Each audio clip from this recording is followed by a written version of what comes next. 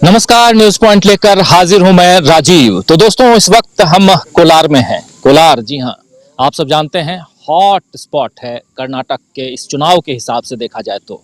कर्नाटक में अगर चुनाव नहीं होता तब भी कोलार जो है वो बहुत ही हॉट स्पॉट इसलिए भी माना जाएगा क्योंकि ये वही जगह है जहां राहुल गांधी ने 2019 में जो भाषण दिया था, उस भाषण का असर ये हुआ कि राहुल गांधी को 2 साल की सजा हुई। न सिर्फ सजा हुई बल्कि राहुल गांधी की संसद की सदस्यता खत्म हो गई और अब वो केस लड़ रहे हैं और उनका केस अब हाई कोर्ट में है।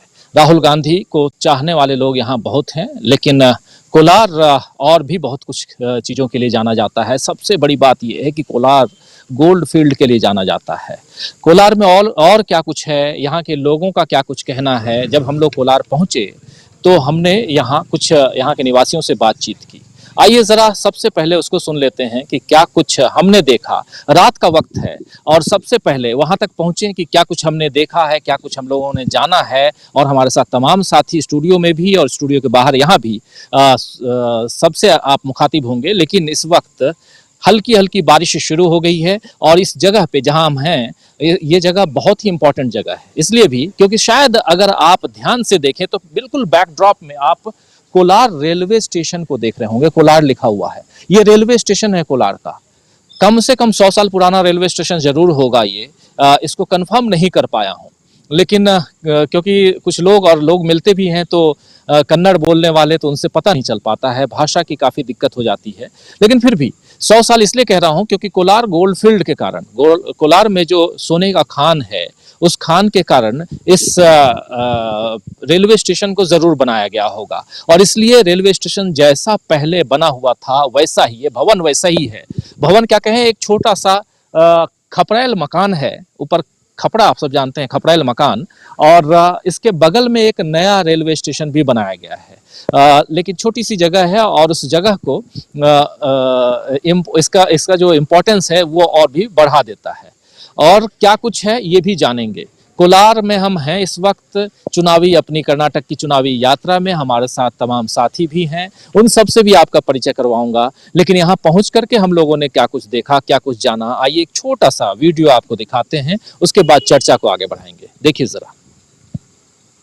तो दोस्तों, हमारी चुनावी यात्रा इस वक्त कर्नाटक के कोलार पहुंच चुकी है। कोलार आप सब जानते हैं काफ़ी इम्पॉर्टेंट प्लेस है। राहुल गांधी यही भाषण दिए थे 2019 में और उस भाषण के कारण उनको सजा हुई मोदी सरनेम को लेकर के। लेकिन उसके अलावा कोलार के बारे में थोड़ी जानकारी आपको देना ज़रूर चाहूँगा। पहली बात कि कोलार जो है मिल्क, सिल्क और गोल्ड के लिए जाना जाता है।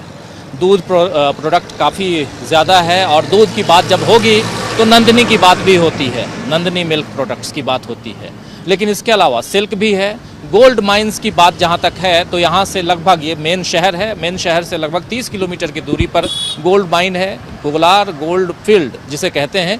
लेकिन 2001 में कोलार गोल्ड फील्ड को बंद कर दिया गया। लगभग 150 साल तक जिस माइन से गोल्ड निकाला गया, और हिंदुस्तान ही नहीं पूरी दुनिया में लगभग 9,900 टन यहाँ से सोना निकाला जा चुका है और अभी भी वहाँ सोना है। लेकिन चूंकि सोने की कीमत इतनी कम हो गई कि निकालने की कीमत उससे ज़्यादा हो गई थी, इसीलिए ये तय किया गया सरकार की तरफ से कि अब इस माइन को अभी यहीं स्टॉप किया जाए। तो उसके बाद से 2001 के बाद से कोलार से गोल्ड माइन, गोल्ड का खनन नहीं होता है। खैर, गोल्ड की बात अगर हम करें तो यहाँ एक दूसरा गोल्ड भी है, वो गोल्ड है सियासी गोल्ड। सियासी गोल्ड में आपको पहले बता चुका हूँ कि राहुल गांधी ने ऐसा भाषण दिया। यहाँ से ठीक 6 किलोमीटर की दूरी पर वो जगह भी है जहाँ राहुल गांधी ने वो ऐतिहासिक भाषण दिया था, जिसके कारण राहुल गांधी को सज़ा हो गई, 2 साल की सज़ा, और जिसकी जो सुनवाई है वो आगे बढ़ रही है। अब हाई कोर्ट में राहुल गांधी के केस का मामला है, मोदी सरनेम का मामला, जिसमें उन्होंने कहा था कि आखिर क्या कारण है कि सारे मोदी जो हैं, उनका सरनेम, मोदी सरनेम वाले जो हैं वो चोर हैं। खैर, लेकिन अब ये केस हाई कोर्ट में है और अब अभी जो दूसरा केस चल रहा है वो है चुनाव का। और चुनाव में कौन जीतता है कौन हारता है ये तो समय तय करेगा।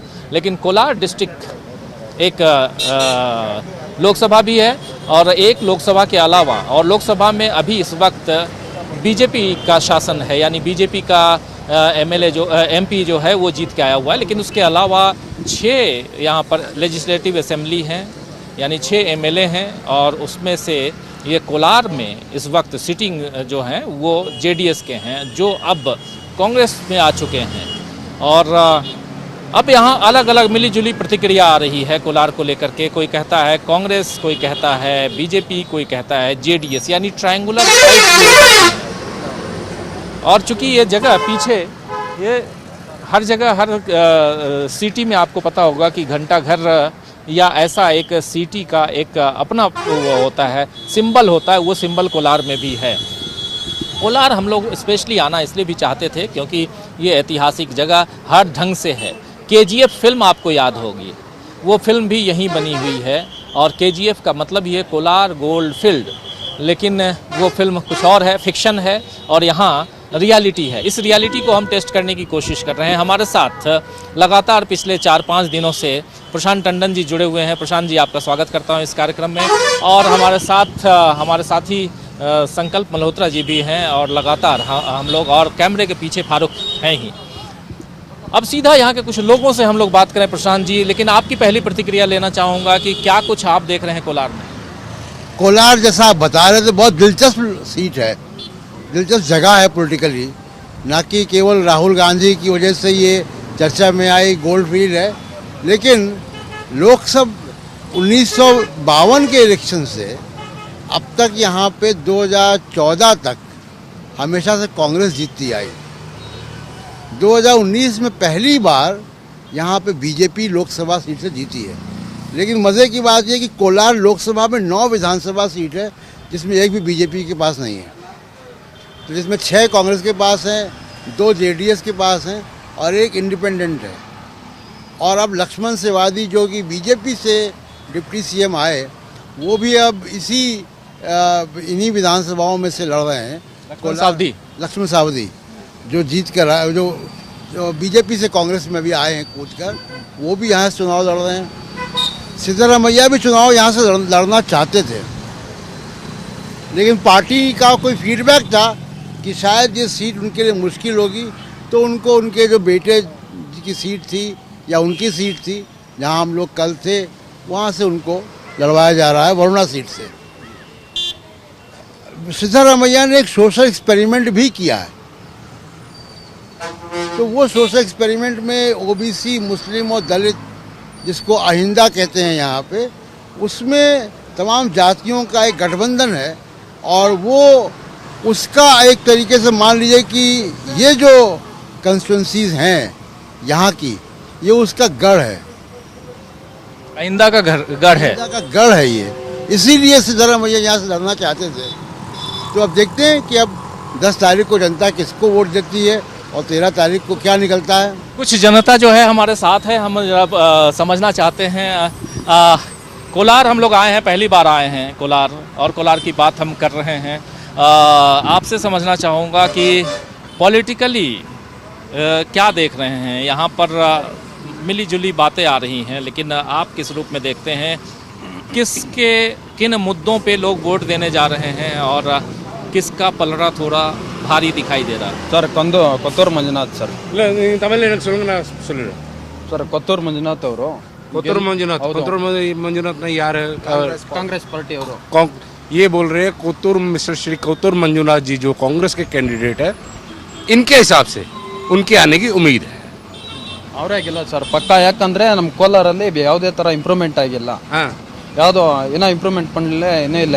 ओके ओके, पहले कोई इम्प्रूवमेंट नहीं थी, अब ये चेंज चाह रहे हैं, इम्प्रूवमेंट के कारण कुछ चेंज चाह रहे हैं, मतलब विकास चाहते हैं, इम्प्रूवमेंट नहीं है, शहर की डेवलपमेंट नहीं है, इनका कहने का मतलब ये है। அவங்க இந்த ಕಾನ್ಸ್ಟಿಟ್ಯೂನ್ಸಿಯಲ್ಲಿ ಗೆದ್ದಿದ್ರು ಸರ್, ಅವರು ವಿನ್ ಆಗಿದ್ರು ಲಾಸ್ಟ್ ಟೈಮ್. ಅವ್ರಿಗೆ ಸೀಟಲ್ಲಿ ಇದಾಗ್ಲಿಲ್ಲ. ಈ ಸಲ ಕೋಲಾರಲ್ಲಿ ಸಿದ್ದರಾಮಯ್ಯ ಅವರು ಬರ್ತಾರೆ ಅಂತ ಅನೌನ್ಸ್ ಆಗಿತ್ತು, ಇಷ್ಟು ದಿನ ಕಾದ್ ನೋಡಿದ್ವಿ. ಈಗ ಸಿದ್ದರಾಮಯ್ಯನವರು ವರುಣ ಕ್ಷೇತ್ರದಲ್ಲಿ ಹೋಗ್ತಾ ಇರೋದಕ್ಕಿಂತ ಇವ್ರಿಗೆ ಕೊತ್ತೂರು ಮಂಜಣ್ಣ ಅವ್ರಿಗೆ ಇಲ್ಲಿ ಸೀಟ್ ಕೊಟ್ಟಿದ್ದಾರೆ, ಇಲ್ಲಿ ನಿಲ್ಲೋದಕ್ಕೆ. ಇಲ್ಲಿ ಗೆಲ್ತಾರೆ ಅಂತ ನಮ್ಗೆ ಭರವಸೆ ಇದೆ।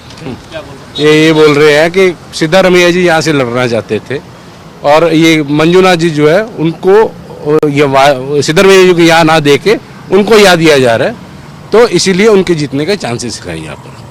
चांसेस हैं, हाँ। ಚಾನ್ಸ್ ಇದೆ ಮತ್ತೆ ಗೆಲ್ಲೋ ಇದು ಇದೆ தமிழ் ಭರವಸೆ பேசுறங்க நீங்க தமிழ் சொல்லுங்க நீங்க கன்னட தமிழ் சரியா தமிழ்ல சொன்னீங்கன்னா எனக்கு புரியும் ಹಾ ಹಾ. ಅದೇ ಕೊತ್ತೂರು ಮಂಜಣ್ಣ ಅವರು ವಿನ್ ಆಗ್ತಾರೆ. ಮೂರು ಕಡೆನೂ ಮೂರು ಇದನ್ನು ಸ್ಟ್ರಾಂಗ್ ಆಗಿದ್ದಾರೆ ओ, ಪಕ್ಷನೂ. मतलब इनका कहने का मतलब जो मंजूनाथ जी है वो यहाँ स्ट्रांग कैंडिडेट है और उनके जीतने की ज़्यादा उम्मीद है यहाँ से, इसीलिए सिद्धारमैया जी वहाँ से लड़ रहे हैं और मंजूनाथ। तो दोस्तों आप सुन रहे थे एक छोटी सी बानगी यहाँ कोलार में क्या कुछ चल रहा है। देखिए छतरी मैं ले चुका हूँ और छाता इसलिए क्योंकि बारिश हो रही है और धीरे धीरे बारिश तेज होने वाली है ऐसा बताया जा रहा है, क्योंकि आसमान में बादल काले काले मंडरा रहे हैं। हमारे साथ यहाँ इस जगह के काफी सारे साथी मौजूद हैं। मैं चाह रहा था कि जरा अगर क्योंकि बारिश है अगर आप आए तो इन सब से भी आपको मुखातिब कराऊं और साथ में स्टूडियो में और इधर हमारे साथ जो लोग जुड़े हुए हैं सबसे आपका परिचय करवाना चाहता हूं। हमारे साथ संजय कुमार सिंह जी जुड़े हुए हैं, हमारे साथ जुड़े हुए हैं अमनेंदु उपाध्याय जी, डॉक्टर दीपक पाचपोर जी और मीनू जी भी हमारे साथ जुड़ी हुई हैं। आप चारों का स्वागत करता हूं और स्वागत इस्तकबाल आप तमाम दोस्त साथी शुभचिंतक आप सबका जो अब तक जुड़ चुके हैं जुड़ने वाले हैं। देखिए ये आप लोग थोड़ा इधर आ जाइए और इधर आइए, बारिश हो रही है मैं समझ रहा हूँ, थोड़ा इधर देख के लेकिन ये तमाम साथी यहाँ हम लोग जब प्रोग्राम की शुरुआत करने जा रहे थे तो ये भी थे और हमने इनसे बड़ी गुजारिश की कि आप लोग भी रहिए। हालांकि भाषा आप सब जानते हैं कि ये उसकी दिक्कत है, बारिश हो रही है ये भी दिक्कत है, छतरी लेके यहाँ खड़ा होना पड़ रहा है, लेकिन बात आप तक हम पहुंचाना चाहते हैं कि क्या कुछ चल रहा है। जल्दी जल्दी इन लोगों, क्योंकि बारिश में ये भी भीगेंगे तो अच्छा नहीं लगेगा, आप लोगों से समझना चाहता हूं चुनाव को। आप लोग यंग लड़के हैं, मैं देख रहा हूं चुनाव को किस रूप में देखते हैं, कौन किस मुद्दे पे और किसको वोट देने जा रहे हैं आप लोग? कांग्रेस कोत्तूर मंजण्ಣ। हाँ थोड़ा आप आज, हाँ संकल्प जी आप लगातार हमारे साथ हैं, संकल्प कह रहे हैं नहीं यार के वोट पोटपोरिंगला कांग्रेस ಕೋಲಾರ್ ಕಿಂಗ್ ಕೊತ್ತೂರು ಮಂಜಣ್ಣ कोत्तूर मंजना यार कोत्तूर मंजना ಕೊತ್ತೂರು ಮಂಜಣ್ಣ ಇಲ್ಲ ಯಾರ அவங்க कांग्रेस कांग्रेस के कैंडिडेट कोत्तूर मंजना है, वो यहाँ के किंग है इनके हिसाब से, तो हम उन्हीं को वोट देंगे। ये मतलब नहीं अल्लाह में और वोट पड़ेगा तो ये अच्छा एक सवाल जरा इनसे पूछ लीजिए कि कांग्रेस को वोट देंगे ये कह तो रहे हैं, लेकिन किस उस पे किंग है इसलिए या वो कुछ काम वाम भी करेंगे या काम किया है? காங்கிரஸ்ல ஓட்டு இதுக்கே கொடுக்க போறீங்களா? இவர் சொல்ற கிங் காய் கொடுக்க போறீங்களா இல்ல வேற ஏதோ காரணம்? The thing is, Kolar is known for the powers of JDS in the previous years, but now they has not done anything progress. But now the people of Kolar are expecting for something new change. They need new change and they need progress. So they are thinking that if Congress come, they will definitely get progress because we are just 50 to 60 kilometers from the capital of Karnataka. It's a underdeveloped area, Kolar. So that Congress is the best, east or west Congress is the best. This time Kotturu Manjana is going to win and we will definitely get progress in Kolar. तो आप सुन रहे हैं कि east और waste और Congress is the best कह रहे हैं, लेकिन सबसे बड़ी बात कि कर्नाटक से 60-70 किलोमीटर की दूरी मात्र है कोलार की, बेंगलुरु से मात्र 60-70 किलोमीटर की दूरी और गोल्ड माइन के लिए कोलार सदियों से जाना जाता है। 150 साल हो गए यहाँ गोल्ड माइंस के और उसके बाद भी कोलार का डेवलपमेंट अगर नहीं हुआ है तो ये बात यहाँ की युवाओं को भी ये खटकती है और उनको लग रहा है कि जो कैंडिडेट कांग्रेस के हैं वो कैंडिडेट डेवलपमेंट करवा सकते हैं। और ऐसी बहुत सारी बातें हम करेंगे। बहुत शुक्रिया आप लोगों को, बहुत धन्यवाद। बारिश हो रही है इसलिए ज्यादा हम आप लोगों का समय नहीं लेंगे।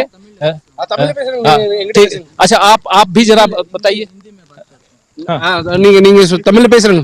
தமிழ்ல பேசுறீங்க நீங்க? हाँ हाँ हाँ सर हिंदी में பேசுறேன்। तो आप किसको वोट देने जा रहे हैं? आप ये ना भी बताएं तो कम से कम ये जरूर बताइए कि किसके चांसेस ज्यादा है यहाँ पे? कांग्रेस को कैसे? कैसे कांग्रेस को बहुत आदमी वोट करता। पूरा क्या करना है सर, फर्स्ट हाथ को वोट करना, पूरा काम करना भी हाथ को फर्स्ट वोट करे सो पूरा काम पे हाथ में होता, हाथ वोट करना कांग्रेस की जीतना। देखिए पूरा काम हाथ से होता है इसलिए हाथ को वोट दो। देखिए ये भी बहुत अच्छी दलील है।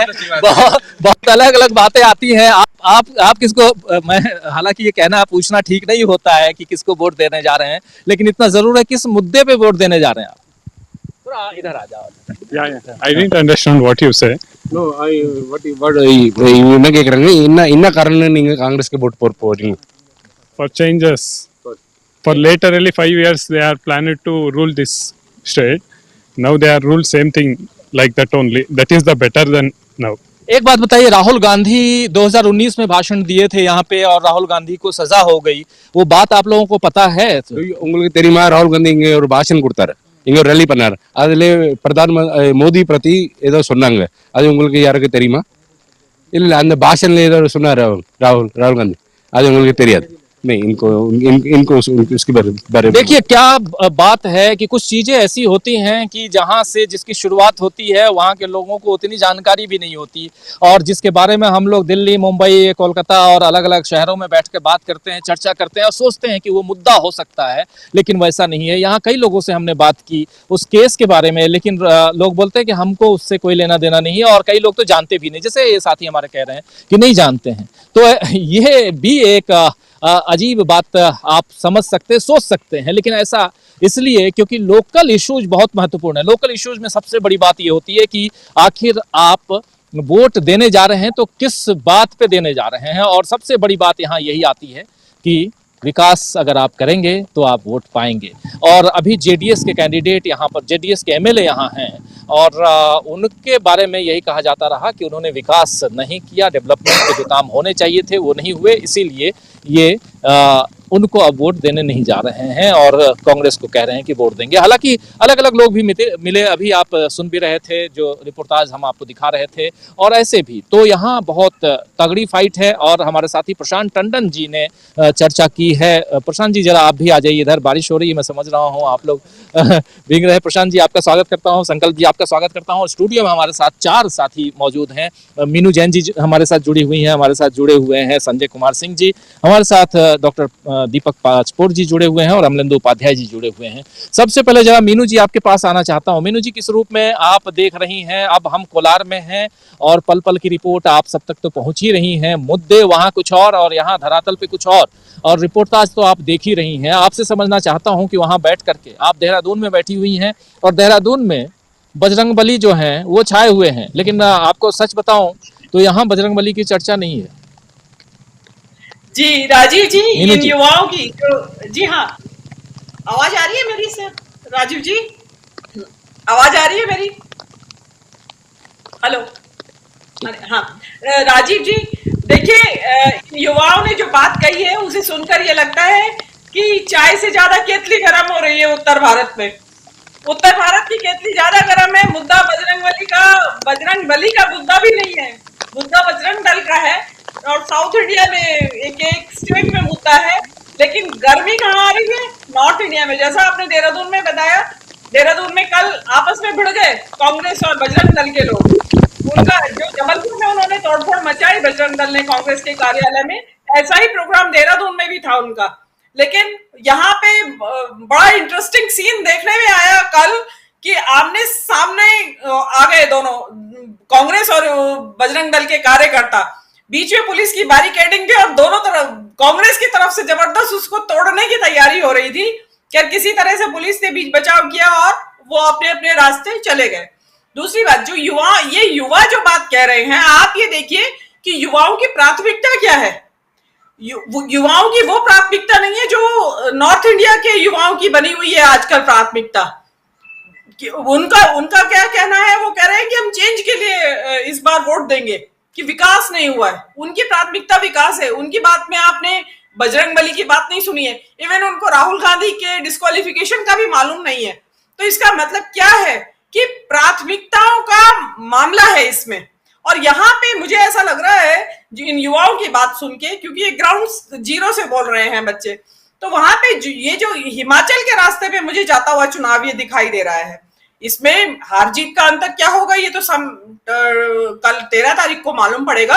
लेकिन ये जो हिमाचल में जिस तरीके से कितना भी जोर लगाया गया केंद्र सरकार या मोदी जी के द्वारा, लेकिन जनता अपने बुनियादी मुद्दों से हटी नहीं, अपनी ओपीएस से जनता हटी नहीं, ओल्ड पेंशन पे अटकी रही। हिमाचल की जनता सिलेंडर सस्ते पे अटकी रही, रोजगार के मुद्दे पे हिमाचल की जनता अटकी रही। तो मुझे ऐसा लगता है कि कर्नाटक की जनता जो ये बात कर रहे हैं बच्चे, वो ही बात सामने आएगी। देखिए बजरंगबली का जो मुद्दा है, सॉरी बजरंग दल वाला जो मुद्दा है, मैं पहले भी आपके चैनल पे कह चुकी हूं कि ये तटीय कर्नाटक और मध्य कर्नाटक के अलावा और कहीं इसका उस तरीके से वोट कंसोलिडेशन पे प्रभाव नहीं पड़ेगा, या वहां जो है वोट जरूर कंसोलिडेट करेगा ये मुद्दा जहां पे बीजेपी का स्ट्रांग होल्ड है, तटीय कर्नाटक और मध्य कर्नाटक में। लेकिन अदर हिस्सों में जो आप बता रहे हैं, ये तो जेडीएस का इलाका है जहां पे आप बता रहे हैं, ये वहां पे क्या है, वहां पे भी बात कांग्रेस की हो रही है। तो इसका मतलब तो कांग्रेस के पास डबल जो बहुत दोनों हाथ में लड्डू हैं कि भाजपा का ऐसे असंतुष्ट वोट भी कांग्रेस को मिल रहा है, और जेडीएस के एमएलए जो बता रहे हैं कि कुछ किया नहीं यहाँ के लिए, तो वो वोट भी मिलने की संभावना है। और जो बता रहे हैं कि कोलार में आपने उससे पहले भी आपने ये जो आप कोलार सिटी के अंदर घंटाघर के पास खड़े थे, वहां भी यही बात हो रही थी कि कांग्रेस को जा रहा है वोट। तो जनता बुनियादी मुद्दों पे कर रही है, अपने चुनाव लड़ रही है। उनको लगता है कि अभी नहीं तो कभी नहीं। देखिए, और ये मुद्दा ये जो चुनाव है ये कन्नड़ अस्मिता के बारे में भी है। आप ये देखिए, जो नंदिनी का मुद्दा है वो कन्नड़ अस्मिता से जुड़ा हुआ मुद्दा है, और वो जो वहां के कर्नाटक की जो जनता है, जो इन बच्चों के जो सुनने से लग रहा है बातचीत से, वो बजरंग दल के चक्कर में, वो बजरंग दल के लिए बैन लगे या नहीं लगे, इस चक्कर में वो अपनी नंदिनी को अमूल के हवाले नहीं करेंगे, बिल्कुल नहीं करेंगे। और ये इलेक्शन राजीव जी, संघवाद भी इसमें मुख्य मुद्दा है। देखिए, आज से पहले आज जो बात हो रही है कर्नाटक में कि उन्होंने क्या कहा है अब कि भाई हम विकास के तो मतलब चेंज चाहते हैं, अब हम देखना चाहते हैं कांग्रेस को कि हाँ, और जो हाथ से उन्होंने हाथ के बारे में इतनी डेफिनेशन जो दे रहे हैं, इट मीन्स कि कितना उनको प्रभाव है। तो ये जो बच्चे लोग हैं, क्योंकि युवाओं की संख्या हर जगह ज्यादा है, नए मतदाताओं की, ये युवा मतदाता है बिल्कुल। मुझे लगता है कि शायद 20 से 23 साल की उम्र के जो ये मतदाता है, ये बोल रहे हैं यहाँ पे, और इनके जैसे बहुत सारे मतदाता होंगे। तो ये जो बजरंग बली या बजरंग दल, ये अननेसेसरी मुद्दा है ना, जनता को इसकी चिंता है, जो मैं यहाँ बैठ के कह रही हूँ।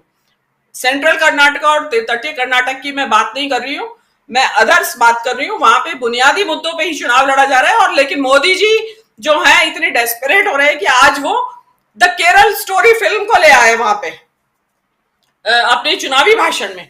और द केरल स्टोरी में दर्शकों की जानकारी के लिए बता दूं कि केरल में बहुत पहले एक चर्चा आई थी कि 3 लड़कियां केरल से ISIS जो वहां सेंट्रल एशिया में इधर लड़ रही हैं, अफगानिस्तान और ईरान में, वहां पे जाके वो उसमें शामिल हो गई थी 3 लड़कियां केरल की। तो इन्होंने जो दक्षिणपंथी जो बनाने वाले हैं फिल्म प्रोड्यूसर्स, जो आजकल कश्मीर फाइल्स जैसी फिल्में बना रहे हैं, उसी लीग के लोगों ने फिल्म बनाई जिसमें यह दिखाया गया है कि उन 3 लड़कियों को बता दिया गया कि 32,000 लड़कियां केरल की, हिंदू और नॉन हिंदू, वो लड़कियां ISI उनको बरगला के ले गया और उनको धर्म परिवर्तन करा दिया और वो ISIS में शामिल हो गई। वहां की जनता ने विरोध किया, केरल की जनता ने विरोध किया, वहां के मुख्यमंत्री ने, कांग्रेस पार्टी ने, और फिर कोर्ट के इंटरवेंशन के बाद, हालांकि फिल्म पे बैन नहीं लगाया है कोर्ट ने, लेकिन उस दबाव की वजह से जो प्रोड्यूसर था वो जो गलत जानकारी दे रहे थे 32,000 लड़कियों की कि केरल से 32,000 लड़कियां चली गई हैं, वो चीज जो है वो उसको ओरिजिनल पे आना पड़ा। उन्होंने टीजर जारी कर दिया था, विज्ञापन जारी कर दिया था फिल्म का, उसमें 32,000 लिखा हुआ था क्लियर, उसको अल्टीमेटली 3 पे लाना पड़ा कि 3 लड़कियां चली गई थी। तो ये इनका जो है ना दुष्प्रचार, झूठ और जो सांप्रदायिकता का जो एजेंडा है, वो अल्टीमेटली उस पे आना चाह रहे हैं, उसको पकड़ के घसीट के वापस ला रहे हैं कि किसी तरह यहाँ आ जाए। पर मुझे लगता नहीं कि कर्नाटक की जनता अपने बुनियादी मुद्दों से हटेगी। जी राजीव जी।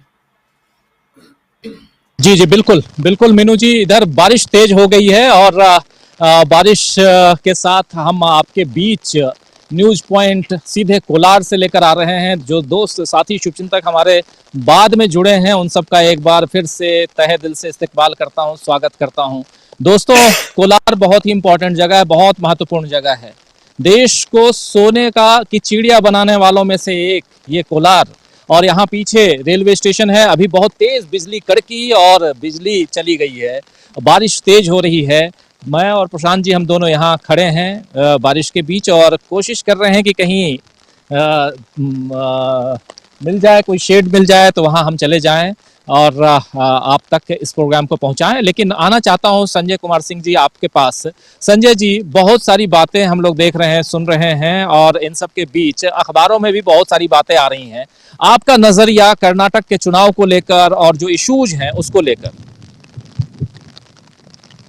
तो चकित था प्रधानमंत्री के चुनाव प्रचार से। मैंने प्रधानमंत्री इस स्तर पर गलत बयानी करेंगे इसकी उम्मीद नहीं थी और उनको बिल्कुल नहीं करना चाहिए, लेकिन वो कर रहे थे तो मुझे लगता है कि उन्हें इसका फायदा, मतलब मैं अभी तक समझ रहा था कि उन्हें उम्मीद है कि इससे फायदा होगा इसलिए कर रहे हैं।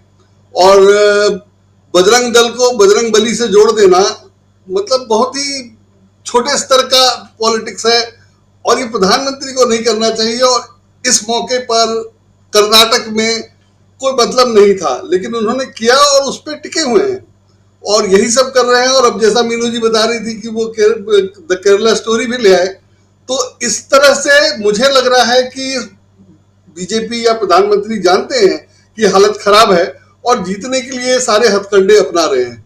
हालांकि मुझे लगता था कि ये सब करने की जरूरत नहीं, अगर हार रहे हैं तो हार रहे हैं, स्वीकार करना चाहिए हार को, ये सब करने की जरूरत नहीं है। लेकिन कल मैंने आपका प्रोग्राम देखा तो मुझे लगा कि ये कर्नाटक की हार तो स्वीकार कर चुके हैं, आगे होने वाले चुनावों की तैयारी है ये, और बजरंगबली वहां काम आएंगे शायद, इनको लग रहा है। वैसे अभी मतदाताओं की जो बातचीत मैंने सुनी उससे तो नहीं लगता है कि मतदाताओं तक ये सब पहुंचता है या मतदाताओं को इससे कोई मतलब है, लेकिन मुझे लगता है या कल का प्रोग्राम आपका देखने के बाद मुझे लगा कि वो सही है कि ऐसा हो सकता है कि इसके बाद जो मध्य प्रदेश, छत्तीसगढ़ और राजस्थान में चुनाव होने हैं उसकी तैयारी हो। और वहां तो पहले भी कांग्रेस जीत चुकी है, मध्य प्रदेश में भी कांग्रेस जीती थी, बाद में सर मैंने विधायक बदल करके सरकार बदली, तो उस हिसाब से वहां तो बीजेपी पहले से कमजोर है। और अब अगर कर्नाटक में उन लोगों को लग रहा है कि हम लोग कमजोर हैं, पिछली बार भी कमजोर थे और अभी भी कुछ बेहतर नहीं हुआ है, हालांकि बेहतर होने का कोई कारण नहीं है, लेकिन फिर भी अगर ये लोग उम्मीद कर रहे थे कि हमारा कुछ बेहतर होगा जो कर रहे हैं उससे, हिंदू मुसलमान से या जिन भी कारणों से वो जो भी शासन चला रहे हैं जैसे भी, तो अगर उनको उम्मीद थी कि कुछ बेहतर हुआ है तो वैसा कुछ बेहतर नहीं हुआ है तो निराशा स्वाभाविक है। और उस निराशा में जैसा कि हम लोग मान रहे हैं कि कर्नाटक चुनाव से या इन दिनों बीजेपी का या नरेंद्र मोदी का जो गुब्बारा था वो पिचक गया है, धीरे धीरे उसमें से हवा निकलती हुई काफी निकल गई है, अब उसमें कुछ बचा नहीं है। तो अब मामला ढलान पे है और कांग्रेस अगर बीजेपी कर्नाटक हारती है तो मामला फिर से नीचे लुढ़कने लगेगा और संभालना मुश्किल होगा। और नरेंद्र मोदी के भाषण से या उनकी परेशानी से या वो जिस ढंग से बजरंग बली कर रहे हैं, जो करने का कोई कारण नहीं है, किसी को भी नहीं करना चाहिए, उस ढंग से अगर कर रहे हैं तो उनकी हताशा दिखती है। और ये हताशा अगर आगे के चुनाव के लिए है तो आप समझ सकते हैं कि क्या स्थिति होने वाली है। और निश्चित रूप से ये हताशा अगर वो दिखा रहे हैं और बता रहे हैं तो उन्हें आगे की चुनावों का भी अंदाजा है। तो अगर विधानसभा चुनाव में ये स्थिति है कि नरेंद्र मोदी को इस स्तर पर बजरंगबली को चुनाव से जोड़ना पड़ रहा है, अभी मतलब 2019 के चुनाव में पुलवामा और पहली बार के वोटर वगैरह को उन्होंने किया था और उसका फायदा हुआ था, तो ठीक है ऊपर चल गया। लेकिन अब अगर नहीं चल रहा है तो इससे ये भी पता चल रहा है कि बीजेपी की रणनीति फेल हो रही है या उनके पास कुछ नया नहीं है। तो दोनों ही बीजेपी के लिए चिंताजनक है और वो चिंता उनकी दिख रही है। तो और दूसरा ये कि कल के प्रोग्राम में मैंने देखा भी कि जिसको यहाँ अखबारों में ये प्रचारित किया जा रहा है कि बजरंग दल वाला मुद्दा कांग्रेस ने बीजेपी को दे दिया, लेकिन कल की बातचीत से मुझे लगा कि बीजेपी को फंसाया गया उसमें और कांग्रेस ने एक तरह से राहुल और प्रियंका को, जिनके वोट यहाँ हैं, जो यहाँ वहां के लिए स्टार प्रचारक हो सकते हैं, उनको फ्री कर दिया है। उन पर कोई आरोप नहीं है, कुछ नहीं है और वो आराम से, प्रियंका बहुत बढ़िया भाषण दे रही है, बहुत अच्छा बोल रही है और नरेंद्र मोदी की पोल खोल रही है, उनके खिलाफ जितना बोलना चाहिए, जिस ढंग से अभी तक कोई नहीं बोलता था, सिर्फ राहुल बोलते थे, अब प्रियंका भी बोल रही है। तो उस हिसाब से मुझे लगता है कि कांग्रेस बहुत बेहतर स्थिति में है और बीजेपी उतनी ही खराब स्थिति में है और इसका असर होगा। तो देखते हैं आगे क्या होता है, लेकिन स्थिति चिंताजनक तो है ही है बीजेपी के लिए। और कर्नाटक में चुनाव जीते या हारे, मतलब लग नहीं रहा है कि हार भी सकती है, लेकिन अगर कांग्रेस जीत जाए और उसके बाद बीजेपी का क्या होगा ये आगे के चुनाव में देखने लायक होगा। और इसमें चुनाव आयोग क्या कर रहा है वो तो अपनी जगह है ही है कि चुनाव आयोग को नालायक बोलना अखर रहा है, लेकिन बजरंगबली नहीं दिख रहे हैं, ये तो हद है। लेकिन कुछ किया नहीं जा सकता है, यही है हमारे पास और इसी से जूझ रहा है। और मुझे लगता है कि जनता जूझ रही है और जनता समझ गई है कि चुनाव आयोग के भरोसे रहने से काम नहीं चलेगा, तो जनता एक्टिव है। राजीव जी। जी बिल्कुल, जनता जो है वो सब कुछ जानती है। इस वक्त बाहर बारिश हो रही है और हम प्लेटफॉर्म पे आ चुके हैं। 100 साल से पुराना रेलवे स्टेशन, 100 साल से भी ज्यादा पुराना ये रेलवे स्टेशन है। और आप टिपिकल रेलवे स्टेशन देख सकते हैं जहां बोर्ड पे आप देख सकते हैं कि कहाँ की ट्रेन कितने बजे आ रही है, किस तारीख को आ रही है। ये साफ सब कुछ आपको शायद इस छोटे से उसमें दिखाई दे रहा होगा स्क्रीन में। और हम कोलार रेलवे स्टेशन पे बैठे हुए हैं और बाहर तेज बारिश, लाइट नहीं है। ये कोलार है जो इस देश को सोने की चिड़िया बनाया था, वो कोलार खुद अंधेरे में डूबा हुआ है। और ऐसे में कोलार प्रधानमंत्री नरेंद्र मोदी भी आते हैं, कोलार प्रधानमंत्री के अलावा उनके कुनबे के लोग भी आते हैं और राहुल गांधी तो आए हुए पहले से हैं और सुर्खियों में छाए हुए हैं पूरी दुनिया में राहुल गांधी को जब से सजा हुई है। जरा समझना चाहता हूं, एक कमेंट जल्दी से लेना चाहता हूं। सबसे पहले दीपक पाचपोर जी आपके पास और उसके बाद आपके बाद आऊंगा अमलेंदु उपाध्याय जी के पास। दीपक जी, किस रूप में आप देखते हैं एक ऐतिहासिक जगह जहां से हम लोग अपनी चुनावी यात्रा में चुनाव की बात कर रहे हैं, कर्नाटक की बात कर रहे हैं, कर्नाटक में क्या कुछ हो रहा है उसको अपने दर्शकों तक पहुंचाने की कोशिश कर रहे हैं, लेकिन आप जब उधर बैठे हैं, स्टूडियो में बैठे हैं, तो क्या कुछ आप देख रहे हैं? देखिए, कोलार जो है वो अनायास ही एक ऐतिहासिक घटनाक्रम का और तमाम राजनीति को में परिवर्तन लाने का वो ऐतिहासिक स्थल बन गया है जो हमेशा याद किया जाता रहेगा। ये वो जगह बन गई है जहां से राहुल ने समझिए कि एक तरह से वापसी की है। भारत जोड़ो यात्रा तो बात की बात है, 2019 में उन्होंने यहाँ पर जो भाषण दिया, आज वो एक बहुत बड़ा खेल जो है वो राजनीति में हो गया है। राहुल गांधी के खिलाफ या सच बोलने वालों के खिलाफ यह सरकार किस स्तर तक जा सकती है, इसको हम देख रहे हैं। जिस बयान के कारण आनंद फानन में निर्णय आ गया, राहुल गांधी की सदस्यता चली गई, उनका बंगला खाली करा दिया गया और देखते ही देखते हफ्ते डेढ़ हफ्ते में ही राहुल गांधी जो है वो वर्चुअल अपने घर से बाहर निकल गए। खैर, एक मायने में वो अच्छा भी हुआ, वो एक अलग बात है। लेकिन हम ये भी देख रहे हैं कि किस तरीके से जंतर मंतर जैसी जगह में हमारे देश का नाम ऊंचा करने वाली जो महिला पहलवान है उनके साथ क्या हो रहा है, किस तरीके से उनके साथ मारपीट हो रही है, किस तरीके से जो है आज भी जिनके खिलाफ उन्होंने जो आरोप लगाया हुआ है वो व्यक्ति कैसे खुलेआम घूम रहा है, प्रेस कॉन्फ्रेंस कर रहा है। ये भी पूरा भारत जो है वो आज देख रहा है। जो चुस्ती और फुर्ती राहुल गांधी के मामले में कोर्ट ने दिखाई थी वो आज मशीनरी ठप हो गई है, नंबर एक। इसलिए ये जगह जो है जहां पर से आप जो प्रसारण कर रहे हैं, निश्चित रूप से कर्नाटक का सबसे महत्वपूर्ण स्थान है, ये मैं कह सकता हूं। चाहे विधानसभा सौदा जो है वो कर्नाटक बेंगलुरु में हो, बेंगलुरु उसका हब हो, लेकिन कोलार का अपना महत्व है जो है वो बना रहेगा, नंबर एक। दूसरी बात, इस कर्नाटक के चुनाव के नतीजों के ऊपर हम लोग कई बार बात कर चुके हैं कि उससे क्या क्या फर्क पड़ेगा और आने वाली राजनीति किस तरीके से बदलेगी, इसका असर क्या होगा। लेकिन इसको मैं एक दूसरे ढंग से ऐसे भी देखता हूं कि यहां पर जो है सांप्रदायिक शक्तियां और दूसरा जो है वो धर्मनिरपेक्षता की जो अवधारणा है, इसके बीच एक संघर्ष हो रहा है। जिस तरीके से अभी बच्चों ने बताया कि वो जो है वो जमीनी सरोकार के जो मुद्दे हैं, उनको रोजगार चाहिए, उनको विकास चाहिए, ये मुद्दे जो है वो कर्नाटक में अभी भी बने हुए हैं। इसके बावजूद कि पिछले कम से कम 3.5 वर्षों में भारतीय जनता पार्टी की सरकार ने हिजाब भी लेके आए, वो उसके बाद तिरंगा भी लेके आए, उसके बाद वो टिप्पू सुल्तान लेके आए और पता नहीं क्या क्या लाते गए। और ऐसे समय में चुनाव को केवल 1 हफ्ता रह गया है, प्रधानमंत्री मोदी को सामाजिक समरसता या सौहार्द और समन्वयन की बात करनी चाहिए थी, तो उन्होंने फिर से समाज को तोड़ने की कोशिश की। उन्होंने जो बजरंग बली वाला मामला लाया है, तो कायदे से वहां पे इस चीज को पूछा जाना चाहिए कि वो जो ये कह रहे हैं कि क्या आपको जो वोट है वो भारतीय जनता पार्टी को देकर आप कांग्रेस को सजा दीजिए कि उन्होंने बजरंग बली का अपमान किया है। मुझे ऐसा लगता है कि ये मुद्दा जो है वहां पर परास्त होगा, और जो हम इस चीज की आशंका जता रहे हैं और एक अनुमान लगा रहे हैं कि संभवतः बजरंग बली को सिनेरियो में इसलिए लाया गया है, पॉलिटिकल सिनेरियो में या इस राजनीतिक अखाड़े में, ताकि उसका फायदा यहाँ नहीं तो अगले जो कुछ जगह चुनाव होने जा रहे हैं वहां पर इसका फायदा भारतीय जनता पार्टी को मिल सकेगा। हालांकि मुझे इसमें शक है। उसके पहले मैं ये बात बता दूं कि यहां पर अगर भारतीय जनता पार्टी हारती है तो इसका मतलब यह है कि हेट स्पीचेस की यहां पराजय होगी, यहां पर सांप्रदायिकता की पराजय होगी, यहां पर समाज को विभाजित करने वाली शक्तियों की पराजय होगी, और यह मैसेज आगे जाएगा।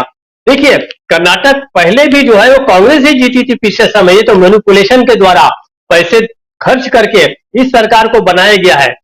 अब इसके बाद जो हम अगले कम से कम 3 राज्यों की बात तो मैं करूं कि जो हिंदी भाषी है, छत्तीसगढ़, मध्य प्रदेश और राजस्थान, वहां पर अब बजरंग बली का मुद्दा वैसा नहीं चलेगा। इसलिए नहीं चलेगा क्योंकि बजरंग बली का मुद्दा जब भारतीय जनता पार्टी देख लेगी कि इसका नुकसान जो है हमें चुनाव के मैदान में भुगतना पड़ रहा है, तो निश्चित रूप से इस मुद्दे को वह न केवल दफन कर देगी बल्कि आने वाले चुनाव में वो सावधानी पूर्वक विकास के मुद्दे की शायद बात कर ले, शायद कह रहा हूं मैं।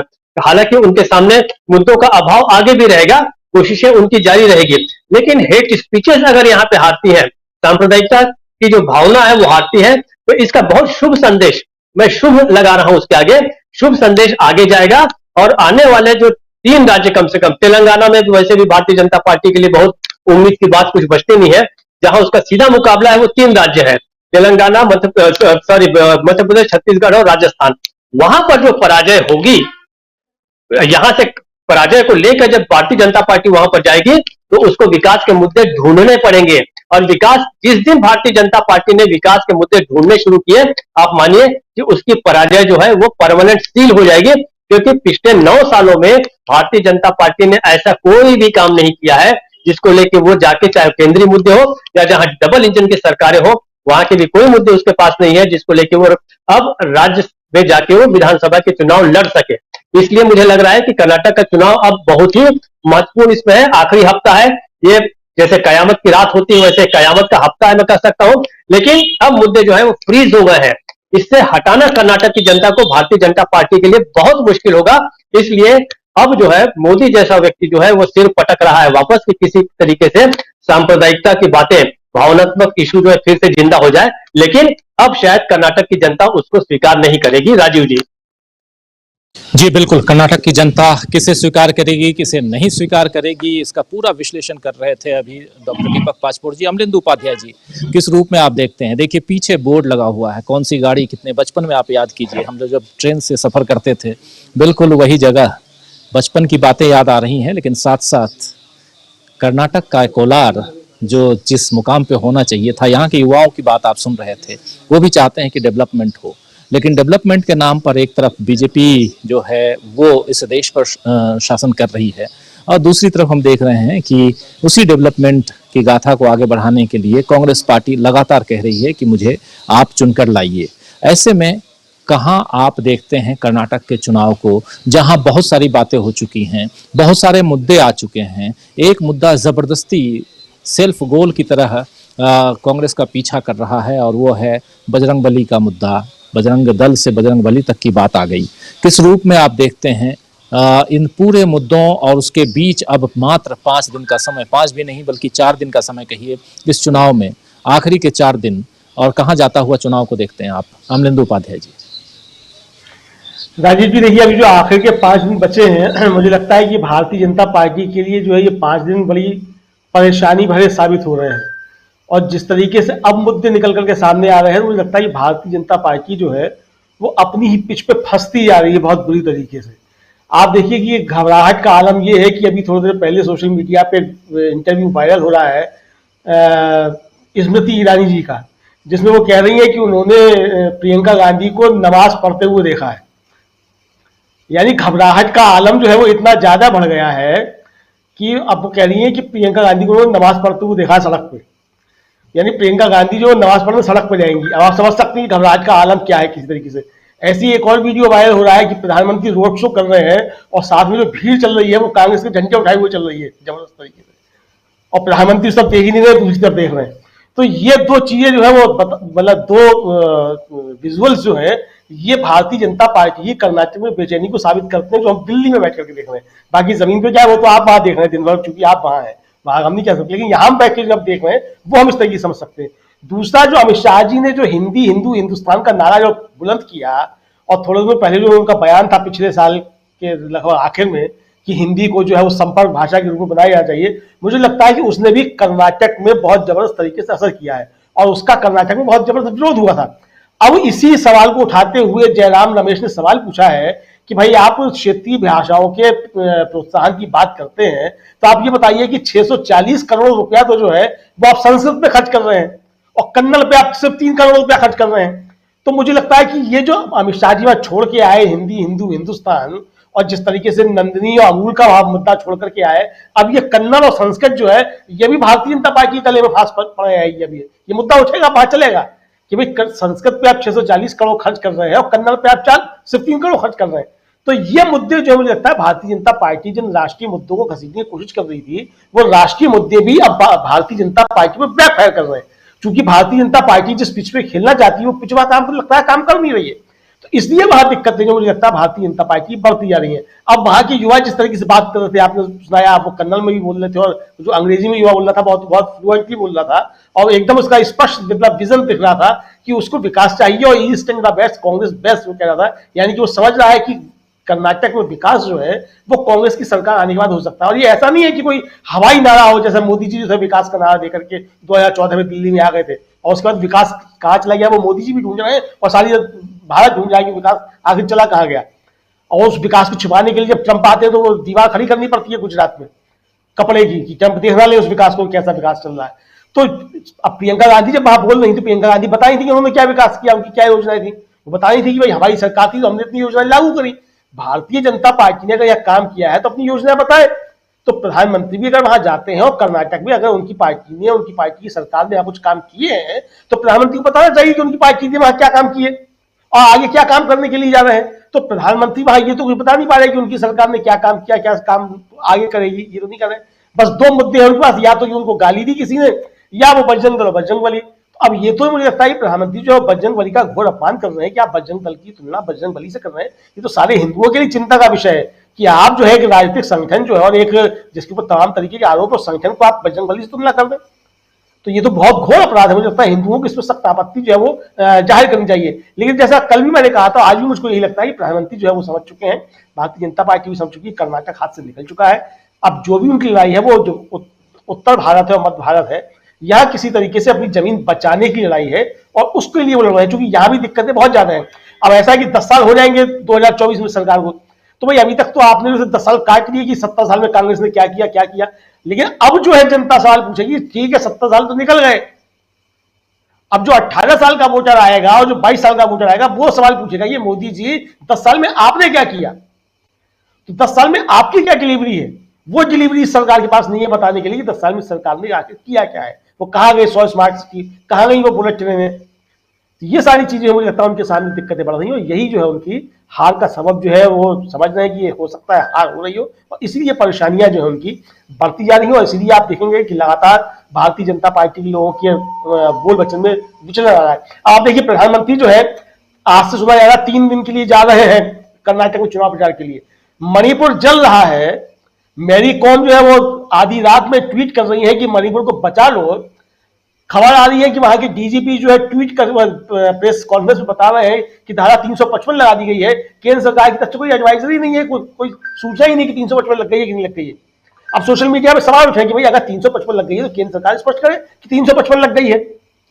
तो यानी प्रधानमंत्री के पास कर्नाटक में चुनाव प्रचार करने के लिए समय है, लेकिन उस मणिपुर में प्रचार करने के लिए समय नहीं है जहां वो तमाम वायदे कर करके आए थे।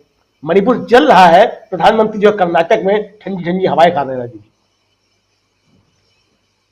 मणिपुर जल रहा है, चुनाव कर्नाटक में चल रहा है और इस चुनाव में देश किस तरफ जा रहा है ये आप सब समझ सकते हैं। आना चाहता हूं प्रशांत रंजन जी आपके पास। प्रशांत जी, बहुत सारी बातें आप सुन भी रहे थे, हमारे तमाम साथी कह रहे हैं और हम लोग बात कर रहे हैं चुनाव पे, और लोकल बनाम नेशनल देख रहा हूं कि दो चीजें पैरेलली चल रही हैं। बीजेपी इस पूरे चुनाव को शायद नेशनल मुद्दा बनाना चाहती है और यहाँ की जनता जो है वो नेशनल से अलग, मतलब मतदाता लोकल की बात करती है। किस रूप में इसको देखा जाए, ये द्वंद्व जो है उसको? बिल्कुल राजीव जी, 3-4 बातें हैं। पहले तो कोलार की बात हम कर लें कि कोलार, जैसा मैं दोपहर का जो क्लिपिंग चला हम लोगों का, उसमें मैं बता रहा था कि कोलार लोकसभा में 9 सीटें हैं और उन 9 सीटों में 6 में कांग्रेस है, 2 में जनता दल है और 1 निर्दलीय है, और लोकसभा में बीजेपी जीती है। यानी यहाँ पे तीनों पार्टियों का एक बेस मौजूद है कोलार में। और यही बात बहुत सारे लोगों से सड़कों पे या यहाँ पे बाजार में बात हुई तो ऐसी बात आ रही है कि यहाँ पे टक्कर है। अब दूसरी चीज क्या है कि यहाँ पे पूरे कर्नाटक में और यहाँ पे खासकर जो सिद्धारमैया का फॉर्मूला है अहिंदा का, यानी ओबीसी, माइनॉरिटीज और दलित, इनकी जातियों को मिला के एक समीकरण है और वो उसकी 70% मौजूदगी कोलार की विधानसभा सीटों में पाई जाती है।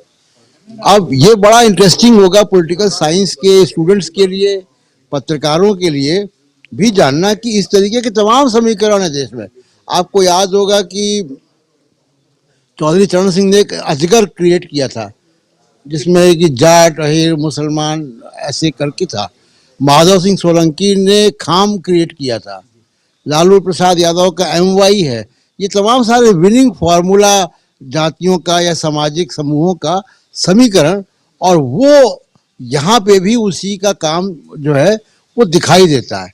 अगर ये चलता है जिसका मेरा अनुमान है कि ये चल रहा है, क्योंकि जब लोगों से बात करते हैं और कभी कभी पूछते भी हैं कि सामाजिक पृष्ठभूमि से हैं, तो उससे अंदाज लगता है कि कौन सा व्यक्ति क्या जवाब दे रहा है। तो ये जो अहिंदा का फॉर्मूला है जिसमें कि ओबीसी, माइनॉरिटीज और दलित समूह है, वो यहाँ पे बहुत शक्तिशाली एक समीकरण बन रहा है। अब 13 तारीख को हम देखेंगे कि ये कितना उभरा और कितना नहीं। दूसरी बात जो आपने बात की कि क्षेत्रीय और राष्ट्रीय मुद्दों की, आज मैं वीडियो क्लिप देख रहा था प्रधानमंत्री के बेल्लारी के भाषण की। पूरी तरीके से चुनाव प्रधानमंत्री मोदी इसको सांप्रदायिक बना रहे हैं, यानी मुसलमान की शरण में चले गए हैं। और अब आगे देखेंगे क्योंकि बेंगलोर में उनके 2 रोड शोज हैं, शनिवार को, इतवार को, कल और परसों, दोनों दिन उनके रोड शोज हैं। राहुल गांधी के भी रोड शो हैं। हम देखेंगे कि वो जो सांप्रदायिकता है राजीव जी, मुझे अंदाज लग रहा है कि जिस तरीके का ग्राउंड रिपोर्ट हम लोगों को मिल रहा है कर्नाटक में घूमने पे, और प्रधानमंत्री कोई और बात नहीं कर पा रहे हैं। पहले गालियां गिरा रहे थे, फिर जैसा आपने बताया कि कांग्रेस ने उनको एक मुद्दा दे दिया, एक पिच दे दी। अब उस पिच पे वो खुल के आ गए और बिल्कुल, यानी मैं कहूँगा कि बहुत ही बेशर्मी के साथ एक प्रधानमंत्री स्तर के व्यक्ति को, और किसी को भी, चाहे वो विधायक भी हो, किसी को भी सांप्रदायिकता का इतना खुला खेल सांप्रदायिकता का आप करेंगे, तो ये एक बड़ी आश्चर्य की बात है कि प्रधानमंत्री किस तरीके की भाषा जो है वो बोल रहे हैं। अब आगे हम देखेंगे कि किस तरीके से चुनाव अनफोल्ड होता है, लेकिन यहाँ कोलार में बड़ा इंटरेस्टिंग जो है वो चुनाव होने जा रहा है। ट्रायंगुलर चुनाव की बात लोग कर रहे हैं कोलार में, और अहिंदा की जो बात कर रहे थे बहुत महत्वपूर्ण है, और जिसमें माइनॉरिटी है, जिसमें ओबीसी है और दलित है, ये ग्रुप मिल करके किसकी तरफ जाता है और किसको उसका बेनिफिट मिलता है, ये 13 तारीख को पता चलेगा। लेकिन हम लोग पल पल अलग अलग जगहों पे जाते हैं और वहाँ समझने की कोशिश कर रहे हैं कि क्या सचमुच ये जो चुनाव है ये 2024 के लिए कोई दशा दिशा दोनों तय करने वाला है। हमारे साथी संकल्प मल्होत्रा जी भी लगातार घूम रहे हैं और इनके साथ पहले भी मैं बता चुका हूं कि एक अच्छी चीज़ है कि ये तमिल, तेलुगु और तमाम यहाँ के जो लोकल लैंग्वेज हैं जानते हैं, तो इनसे बेहतर और क्या कोई हो सकता था। ये हमारे साथ हैं। आपसे भी समझना चाहता हूँ, आप हमसे ज़्यादा बातें लोगों से कर रहे हैं, सुन रहे हैं, समझ रहे हैं। क्या संकल्प जी, आपको क्या लग रहा है, क्या जो बात मैं अभी पूछ रहा था, ये जो बात अभी बता रहे थे प्रशांत टंडन जी की राष्ट्रीय मुद्दा और लोकल मुद्दा, प्रधानमंत्री नरेंद्र मोदी राष्ट्रीय मुद्दे को लाने की कोशिश कर रहे हैं, जबकि यहाँ के जो लोकल लोगों से आप बात कर रहे हैं, तो क्या लोकल लोग भी राष्ट्रीय मुद्दों की बात करते हैं या लोकल का अपना मुद्दा है?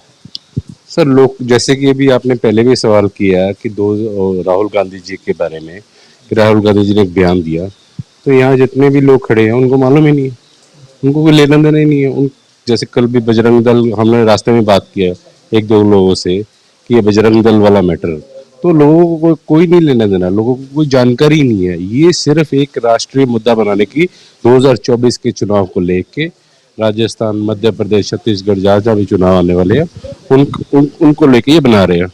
और सेकेंडली प्रधानमंत्री जी को प्रधानमंत्री की तरह थोड़ी काम कर रहे हैं, वो तो एज ए बीजेपी के कह लो कैंडिडेट कह लो, मतलब बीजेपी के स्पोक्स पर्सन की तरह काम कर रहे हैं। अगर प्रधानमंत्री जी ने प्रधानमंत्री का कर्तव्य निभाया होता तो आज प्रधानमंत्री जी को इतनी मेहनत नहीं करनी पड़ती और इतनी बातें भी नहीं बनती। अभी मैं लड़कों से बात कर रहा था तो बोल रहे थे कि अभी हमें मालूम पड़ गया कि सिर्फ मोदी जी जो है वो ये मुस्लिम और हिंदू मुस्लिम ही खेलते हैं यहाँ, लेकिन यहाँ के लोगों को भी अभी जानकारी होनी चालू हो गई है since they are in south. तो यहाँ के लोगों को कोई लेना देना नहीं, यहाँ के लोगों को मेन डेवलपमेंट से लेना देना है। अब जैसे कि बोल रहे थे कि पिछली बार जो जेडीएस के एमएलए थे उन्होंने 5 साल में कुछ नहीं किया, तो जेडीएस ने उनको नहीं दिया टिकट, तो अभी इनको उम्मीद पूरी कांग्रेस के ऊपर है। तो इसीलिए ये लोग अभी ये लोग तो ये बोल रहे हैं कि हम लोग कांग्रेस को वोट देंगे हम लोग, और बाकी फाइट जो है ट्रायंगुलर फाइट है यहाँ पर, कोलार की जो फाइट है, तो देखते हैं। बिल्कुल देखते हैं कि आगे क्या कुछ होता है। एक बार फिर से आना चाहता हूं, बहुत कुछ आप सुन चुकी हैं मीनू जी किस रूप में अब जरा यहाँ से जो अभी तक जो बातें हो रही थी इससे आगे आपकी व्याख्या समझना चाहूंगा, क्या कुछ एनालिसिस आपके पास है? जी राजीव जी, जिस रेलवे स्टेशन के बाहर आप बैठे हुए हैं वो बयान कर रहा है कि जो युवक कह रहे थे अभी कि विकास कुछ नहीं हुआ है यहाँ पे, उन्हें बदलाव चाहिए। ये वंदे भारत की सरकार, वंदे भारत ट्रेन की सरकार, बुलेट ट्रेन की सरकार का ये बोर्ड की खस्ता हालत बता रही है कि इस कोलार के इलाके में कोई विकास हुआ नहीं है। इसका मतलब कई और जगह भी विकास का हाल वही है जो कि शहरों तक सीमित है, मुझे लगता है बीजेपी का विकास। तो वो जो अभी संकल्प मल्होत्रा जी ने जो बोला है, मैं उससे सहमति रख रही हूँ कि वो जो यहाँ का जो मुद्दा है, यूथ जो है, वो इसके बारे में जो ये नॉर्थ के जो मुद्दे हैं उनसे उनका कोई सरोकार है नहीं। देखिए, मैंने पहले भी आपके शो में कहा था कि साउथ की जनता धार्मिक है पर धर्मांध नहीं है, मोटे तौर पे, अधिकतर तौर पे। तो वो चीज यहां भी दिखाई दे रही है। ये यूथ जो आपके साथ खड़े थे, ऐसा नहीं है कि वो धार्मिक नहीं होंगे, आई डोंट थिंक सो, लेकिन उनके लिए वो धर्म से पहले उनके लिए अपनी बुनियादी मुद्दे ज्यादा महत्वपूर्ण हैं। वो ऐसा नहीं है कि वो धर्म के चक्कर में या बजरंगबली के चक्कर में वो नंदनी को, अमूल को सौंप देंगे, जैसा मैं बार बार कह रही हूँ। और जो कन्नड़ अस्मिता है, जो कन्नड़ी का अस्मिता है, ऐसा भी नहीं कि वो उसका सौदा कर देंगे केवल धर्म के लिए। मैं नहीं मानती कि ऐसा होने वाला है। देखिए, मैं बार बार कह रही हूँ कि साउथ इंडिया में जितने भी 5 स्टेट्स हैं उनमें जनता धार्मिक है पर धर्मांध नहीं है मोटे तौर पे। और अगर धर्मांध होती तो बीजेपी वहां कब की उन 5 राज्यों में भी कब्जा जमा चुकी होती, क्योंकि जो नॉर्थ में जिस तरीके से कब्जा जमाया हुआ है, तो साउथ में क्या मुश्किल है? मुश्किल क्यों है बीजेपी के लिए? कारण यही है कि जो ये यूथ जो है, ये उसको एक सैंपल है कि वो बता रहा है कि वो रिप्रेजेंट कर रहा है वो यूथ, वहां के जो वोटर है, वहां की जो जनता की जो जनरल थिंकिंग है, आमतौर पे जनता वहां क्या सोचती है। और यही कारण है कि बीजेपी के लिए इतना मुश्किल हो रहा है। देखिए, यहाँ की जनता क्लियर तौर पे अपने बुनियादी मुद्दों पे और धर्म के बीच में सीधा सीधा डिफरेंशिएट कर पा रही है। जो कि नॉर्थ में गायब है वो चीज सिरे से।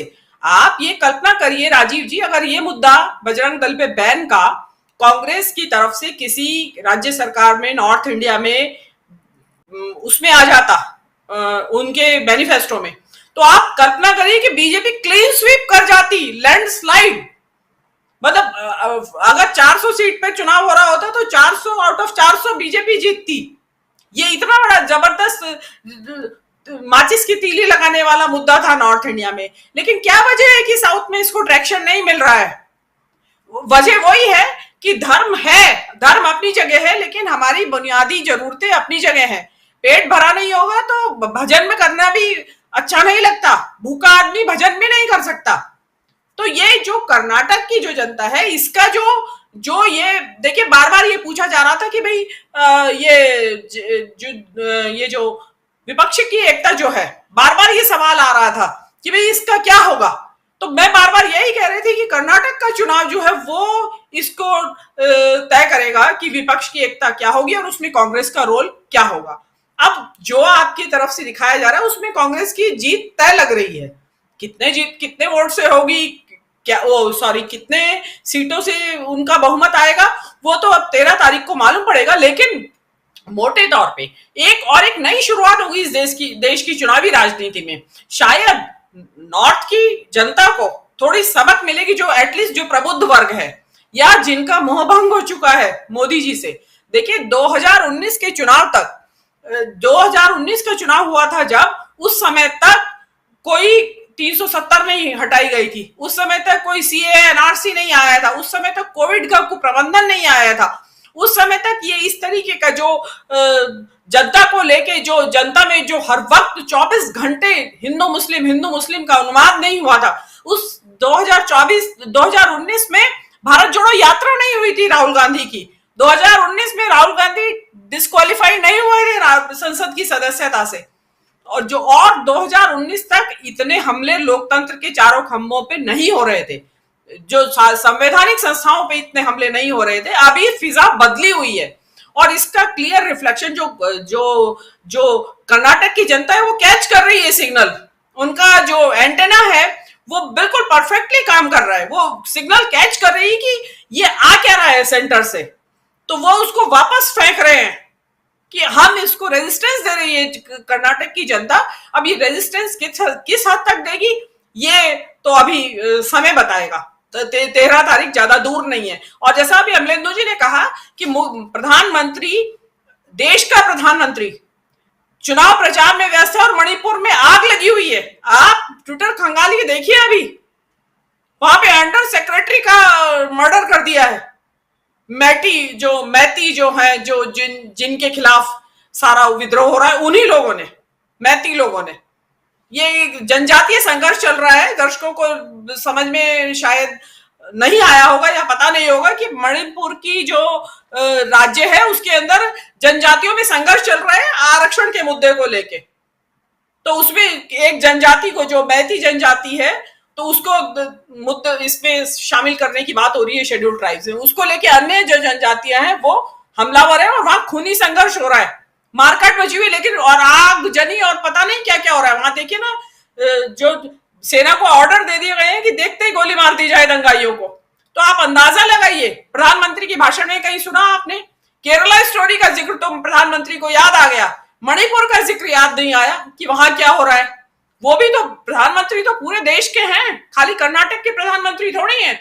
लेकिन नहीं, लेकिन अब ये जनता सब देख रही है और ये कर्नाटक की जनता एक एग्जाम्पल सेट करेगी, टॉर्च बेरर बनेगी इस देश के लिए, और पब्लिक उसको, जनता जो है अन्य राज्यों में उसको फॉलो करेगी डेफिनेटली। मुझे ऐसा लगता है राजीव जी। जी,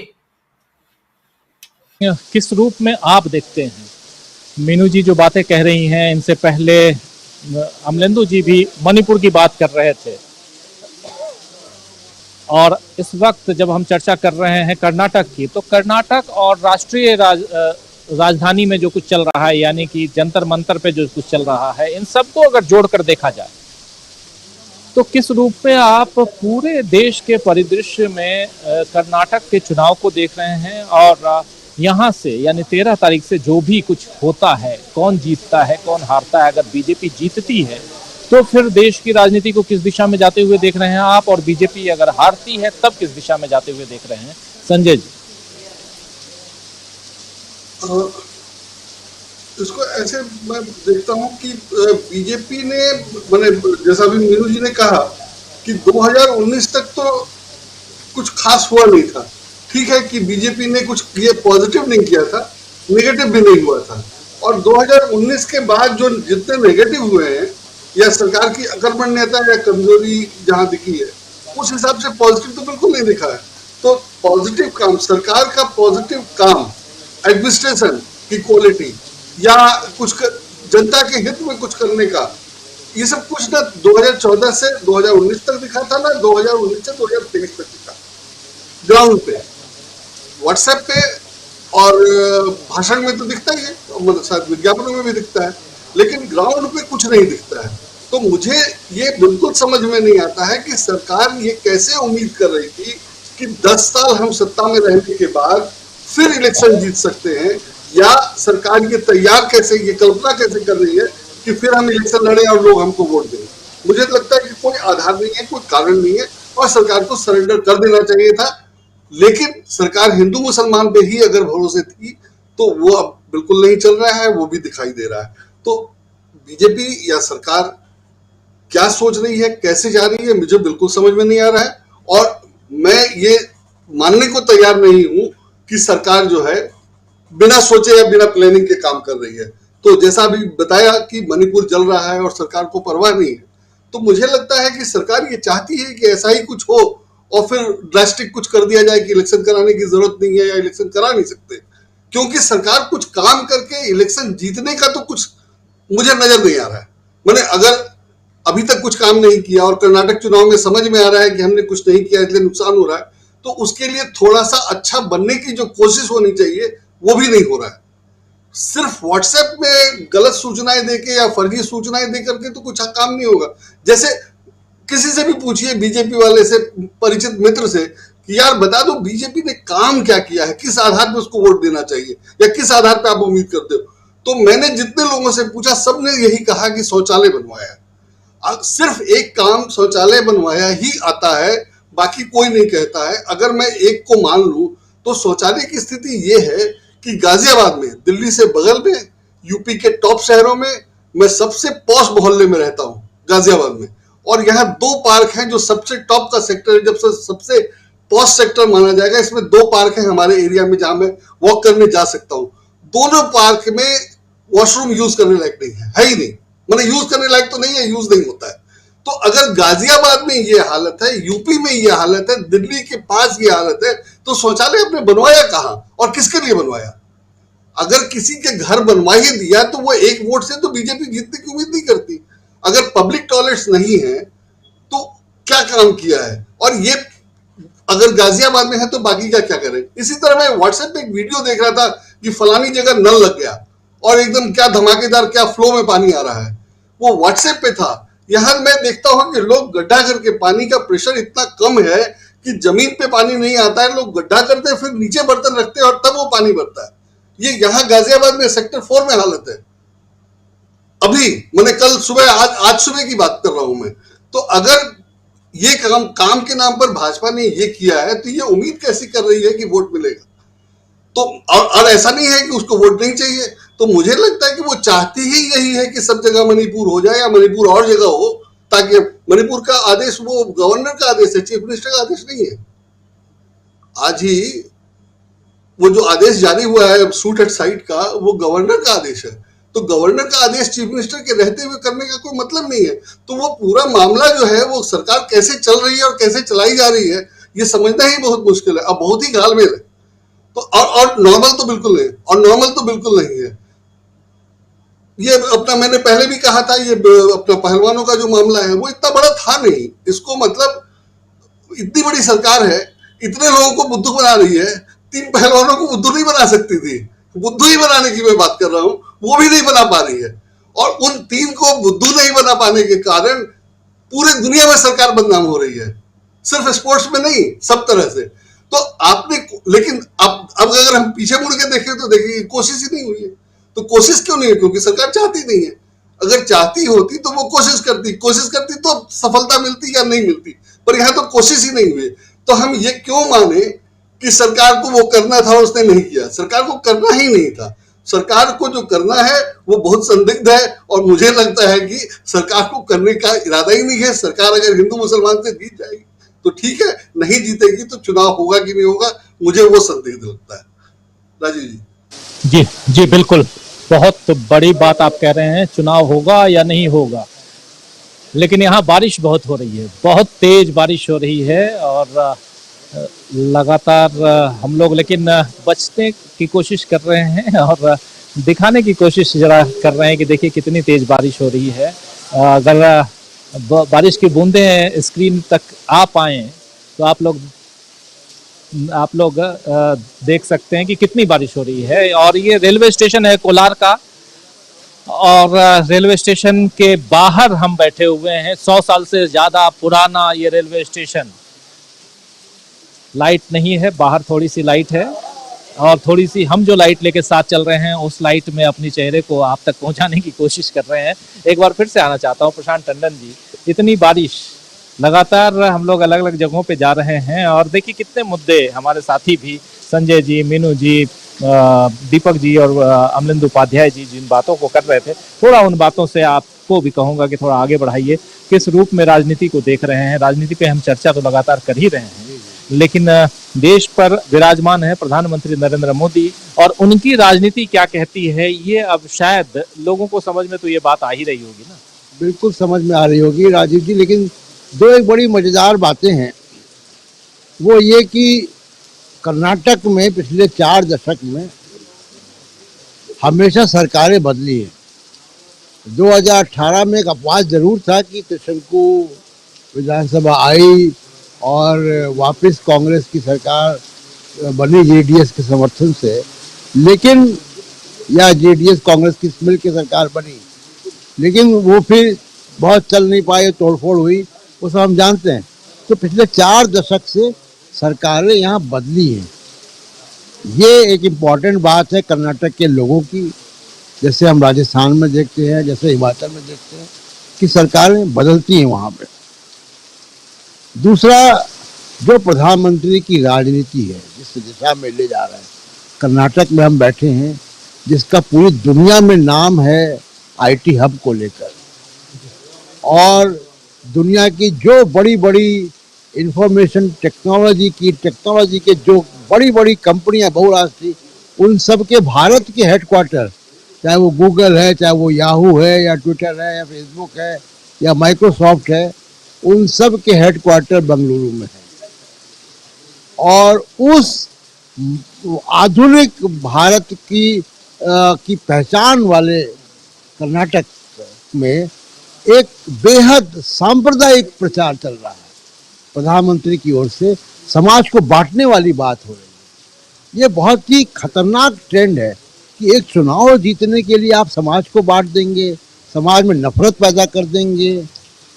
ये एक बड़ा खतरनाक ट्रेंड जो है वो प्रधानमंत्री के भाषणों से दिखाई देता है।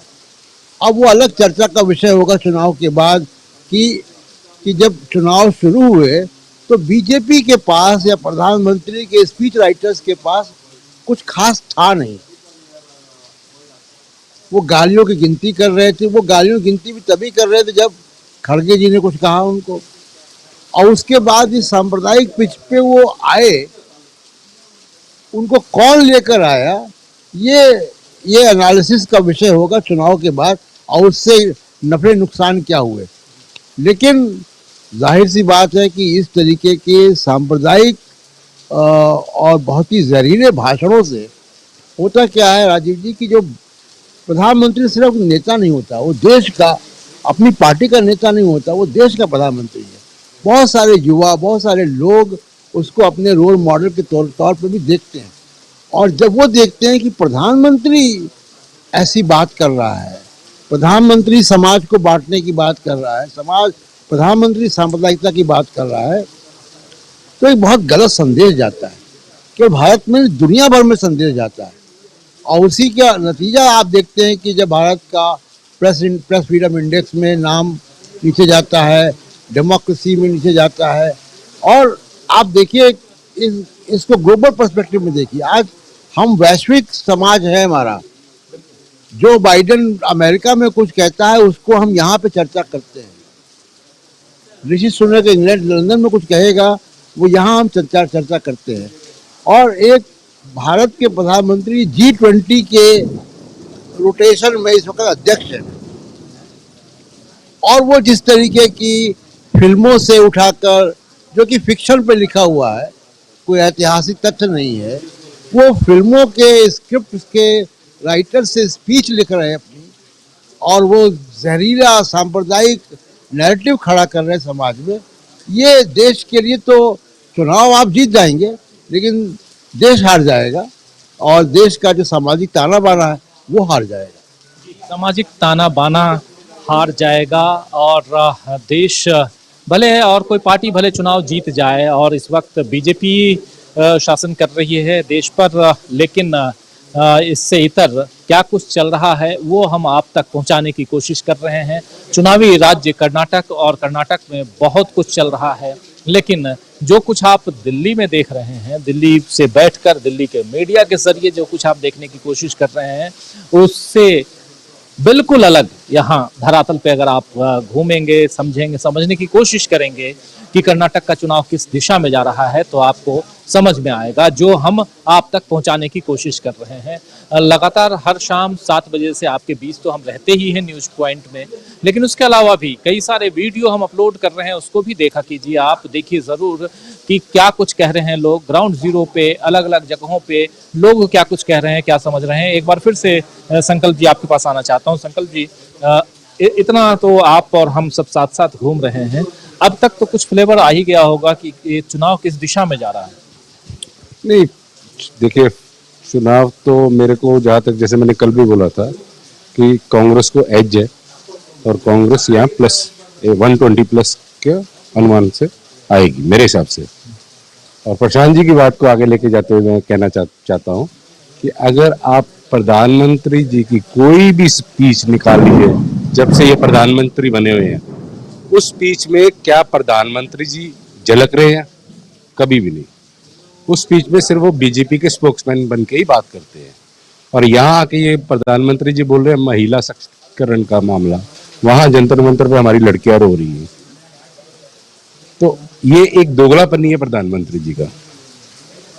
बाकी जो भी नतीजे आएंगे 13 तारीख को देखेंगे। बिल्कुल, देश की समस्याएं अपनी जगह पे हैं, आप सब देख रहे हैं। उधर मणिपुर की समस्या, जंतर मंतर पे समस्या, और उन सब के बीच इधर यहाँ कर्नाटक में चुनाव और कांग्रेस के मैनिफेस्टो को लेकर के, उसमें भी बजरंग दल और PFI की बात कांग्रेस ने की, और उसकी चर्चा देश भर में हो रही है। कर्नाटक को छोड़कर कर्नाटक में उसकी चर्चा नहीं है। कर्नाटक में अगर पूछिए तो लोग यही कहते हैं कि थोड़ा बहुत उसका असर हो सकता है, कोस्टल एरिया में हो, लेकिन ऐसा यहाँ कुछ भी नहीं है। और इसको दूसरे हिसाब से देखा जाए तो बहुत कुछ है। जैसा शुरुआत में संजय जी ने अपनी बात रखी थी, आप याद कीजिए, और हिजाब का मामला हो या ऐसे और भी कई मामले आए, अजान का मामला हो, इन सब मामलों में भी जो एक्सट्रीमिस्ट हैं, चाहे हिंदू एक्सट्रीमिस्ट हों, चाहे बाकी एक्सट्रीमिस्ट हों, इन सब को हम देखते हैं कि किस हिसाब से। जरा एक हमारे साथी और जुड़ना चाहते हैं, बिल्कुल आइए, बिल्कुल आइए, और यहाँ बैठिए आप। अच्छा है कि लोकल लोग भी रहें, तो ये बातें यहाँ पर क्या कुछ चल रहा है ये हम समझेंगे। आप हिंदी बोल लेते हैं? मैं हिंदी बोलता हूँ। अच्छा, हिंदी बोलते हैं। और थोड़ा सा ये बताइए कि आप किस रूप में देख रहे हैं, ये चुनाव किधर जा रहा है? 100% कांग्रेस में जा रहा है। कांग्रेस में जा रहा है। थोड़ा सा लाउड बोलिएगा, क्योंकि ये आवाज थोड़ी सी जा रही है आवाज में। हाँ, ठीक है। 100% कांग्रेस में जा रहा है। कैसे बोल रहे हैं? पक गए हैं आदमी। क्या बीजेपी से? बीजेपी से, मोदी जी के भाषण से काम नहीं, सिर्फ बकवास। कांग्रेस 100% आया। ये कांग्रेस 100% आ रही है, कह रहे हैं। मोदी जी के भाषण से लोग पक गए हैं, कह रहे हैं। मोदी जी अभी 2 दिन लगातार, 2 नहीं बल्कि 3 दिन लगातार 6, 7, 8 3 दिन तक लगातार यहीं रहने वाले हैं, कर्नाटक में रहने वाले हैं। और आप कह रहे हैं भाषण से लोग पक गए हैं, अभी तो पकाएंगे खूब मोदी जी। काम नहीं, सिर्फ पकवान चल रहा है। अच्छा, काम नहीं चल रहा, कुछ भी नहीं चल रहा। काम नहीं चल रहा है और काम लोग चाहते हैं। लोग चाहते हैं कि काम हो, डेवलपमेंट हो। डेवलपमेंट के नाम पर बीजेपी आई थी, लेकिन आइए संकल्प जी आप भी बैठिए। आपको देखकर अपने घर से आए हैं। अच्छा, हाँ, ये आपको जानते हैं और मैं आपको बता दूं कि डीबी लाइव के लोग यहाँ पे भी देखते हैं। ये अपने घर से आए देखता हूँ नहीं, मैं आपके मिलने के लिए न्यूज देख रहा था तो तुरंत भागा चला आया कि मेरे को पता चल गया कि आप बता रहे थे कि रेलवे स्टेशन में हूँ, इसीलिए भागा। आपका नाम क्या है? मेरा नाम नासिर पाशा। अच्छा, नसीर जी हैं। और अच्छा लगा कि ये देख रहे थे घर से, और बहुत तेज बारिश हो रही है दोस्तों। एक सीन तो आपको दिखा चुका हूं, हम लोग पहले छाता लेकर के कर रहे थे, लेकिन फिर मालूम हुआ कि हम भीग जाएंगे, और साथ साथ ये भी कि जो जूते पहने हैं वो भी भीग जाएंगे। तो फिर अभी 2 दिन और रहना है इसी कर्नाटक में, और एक जोड़ी सामान लेके आप जब आओ तो फिर आपको फिर से अरेंज करना पड़ता है। लेकिन बहुत अच्छा लगा कि आप आए नसीर जी, और आप डीबी लाइव को देखते हैं। लेकिन ये बताइए कि यहाँ जब हम लोगों से बात कर रहे हैं तो लोग ये भी कहते हैं कि डेवलपमेंट का काम जितना होना चाहिए। कोलार में देखिए, ये रेलवे स्टेशन है, 100 साल से ज्यादा पुराना रेलवे स्टेशन। एक छोटी सी बिल्डिंग बगल में बनी है, लेकिन उतनी सुविधाजनक नहीं है कि हम उस बिल्डिंग से बैठ करके करें प्रोग्राम। लेकिन हमारे लिए ये बहुत इंपॉर्टेंट है, ये दिखाने के लिए देश दुनिया को कि देखिए, जिस भारत को सोने की चिड़िया इसी कोलार ने बनाया, उस कोलार में रेलवे स्टेशन भी ढंग का जो नहीं है, भवन नहीं है। और हम लोग बैठे हैं, पानी ऊपर से टपक रहा है, पानी है, बाहर तो है ही, कुछ बूंदे आ रही होंगी, शायद आप लोगों तक या ना आए, लेकिन इतना है कि बाहर जबरदस्त बारिश हो रही है। और बाहर मतलब यही बरामदे पे हम हैं, और पीछे आप दिखा चुके हैं कि सभी जगह लीकेज है, पूरा लीकेज। तो डेवलपमेंट की बात मैं कर रहा था।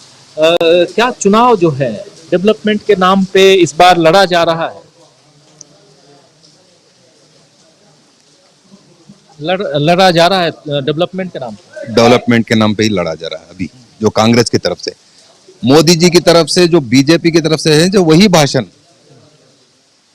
ये हो गया, वो कर दो, वो बजरंगबली, खाली यही चल रहा है। अच्छा, बजरंगबली से याद आया, क्या बजरंगबली का मुद्दा यहाँ पे चल रहा है या चल पाएगा? सब आदमी समझते हैं कुछ नहीं हुआ है, सब इनके बातें हैं। कोई नहीं चाहता, सबको काम चाहिए, रोजगार चाहिए भाई, ये कुछ नहीं है। मेरा मुर्गी का फार्म है, 3 फार्म, 19% ठीक था, वो 18% ठीक था, 18 के बाद सब बंद। 18 के बाद सब बंद। 18 के बाद जैसा जैसा 19 आया सब खत्म। 200 लेबर्स मेरे पास खत्म हो गए। तो आप सुन रहे हैं, हमारे साथ नसीर जुड़े हुए हैं सीधे कोलार से, और हमारे इस कार्यक्रम को देख रहे हैं, और डीबी लाइव को बहुत पहले से देखते हैं। इनको पता चला कि हम लोग यहाँ हैं और ये आ गए बारिश में भीगते हुए। बहुत शुक्रिया अदा करना चाहता हूँ आपको नसीर भाई, और ऐसे तमाम साथी कैमरे के पीछे भी हैं, बहुत सारे साथी जो पहले भी जुड़े थे। और लेकिन जहां हम बैठे हुए हैं, बहुत दुबक कर बैठे हुए हैं कि बारिश की बूंद से हम बच पाए। लेकिन दोस्तों, इस कार्यक्रम को हम जारी रखेंगे। ऐसे ही बहुत सारे साथी अपनी बात लिख रहे हैं। आज मैं कोशिश कर रहा था कि कुछ लोगों के कमेंट, लेकिन थोड़ा इंटरनेट कनेक्टिविटी भी नहीं मिल पा रही है, लेकिन इस कार्यक्रम को आप तक हम पहुंचा रहे हैं। और बहुत शुक्रिया अदा करना चाहता हूं हमारे तमाम साथियों को जो इतनी देर तक हमें देख रहे हैं, सुन रहे हैं, और कर्नाटक की धरातल पर क्या कुछ चल रहा है, यानी ग्राउंड जीरो में क्या कुछ हो रहा है, चुनाव किस दिशा में जा रहा है, ये आप तक पहुंचाने की कोशिश कर रहे हैं हम। आपको पता होगा कि बाकी जब किसी राज्य में, उत्तर भारत के राज्य में चुनाव होता है, या ऐसे राज्य में जहां केंद्र में बैठी हुई बीजेपी के लिए थोड़ी बढ़त हो, वहां बड़े बड़े बसों के साथ में रथ लेकर के लोग निकल आते हैं प्रशांत जी। लेकिन आपको तो खूब अनुभव है प्रशांत जी, लेकिन यहाँ पर वो रथ, वो सारी चीजें नहीं दिखाई दे रही हैं। जो कुछ भी है वो हमारा ही, हम ही यहाँ पे इतने दिनों से घूम रहे हैं। लेकिन एक बहुत अद्भुत बात मैंने सुनी है कि चुनाव यहाँ का ऊपर से तो बहुत खर्चीला नहीं दिखाई देता है, यानी बड़े बड़े रथ, बैनर, पोस्टर, होर्डिंग ये सब नहीं है। कुछ बड़े नेताओं के, मोदी साहब के या राहुल गांधी के रोड शोज हो रहे हैं। कल हमने एक रोड शो भी देखा सिद्धरामैया जी का, उनकी अपनी कंस्टिट्यूंसी में, बरुणा में, एक गांव में। तो बहुत उसमें आप ये कह सकते हैं कि बहुत साधारण तौर पे वो पूरा प्रचार हो रहा था, लेकिन जो बात सुनने में आती उसके प्रमाण मेरे पास नहीं है। लेकिन बहुत से लोग ये बात करते हैं कि यहाँ पे पैसा बहुत चलता है, मोटे मोटे गिफ्ट चलते हैं, और वो उसमें टीवी सेट भी शामिल हैं, प्रेशर कुकर भी शामिल हैं। इलेक्शन कमीशन तक भी ये बातें पहुंचती होंगी, बिल्कुल, लेकिन इलेक्शन कमीशन इस पे क्या कर रहा है या क्या अब तक किया है, ये अभी तक हम लोगों के सामने नहीं आया। ये बात पूरे कर्नाटक में, जब से हम कर्नाटक में आए हैं और जो यहाँ स्थानीय लोग हैं वो आपको बता सकते हैं।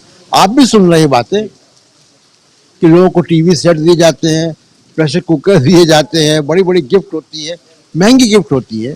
कोई कोई ऐसा जो किससे सुनने में आया कि टिकट नहीं मिला लेकिन टेलीविज़न उन्होंने बहुत सारे खरीद लिए, हज़ारों टेलीविज़न खरीद लिए करोड़ों रुपए में। तो ये एक एस्पेक्ट है जो चुनाव आयोग को कम से कम देखना चाहिए कि ये क्या हो रहा है।